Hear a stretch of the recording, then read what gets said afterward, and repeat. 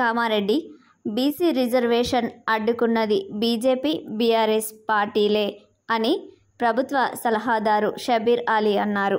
Governor వద్ద మరియు పార్లమెంట్లో అడ్డుకున్నది బీజేపీ అయితే కోర్టులో కేసు వేసి అడ్డుకున్నది బీఆర్ఎస్ అని తెలిపారు. బీసీలకు 42% రిజర్వేషన్లపై కాంగ్రెస్ ప్రభుత్వం కట్టుబడి ఉందని స్పష్టం చేశారు. హైకోర్టు తీర్పు తర్వాత ప్రభుత్వ సలహాదారు మహమ్మద్ అలీ షబీర్ మాట్లాడుతూ ప్రభుత్వం తరపున మేం బలమైన వాదనలు వినిపించాం. బీసీ రిజర్వేషన్లపై హైకోర్టు ఇలా మధ్యంతర స్టే విధిస్తుందని అనుకోలేదని అన్నారు. హైకోర్టు మధ్యంతర ఉత్తర్వుల కాపీ అందిన తర్వాత ఏం చేయాలనేది నిర్ణయిస్తామని తెలిపారు.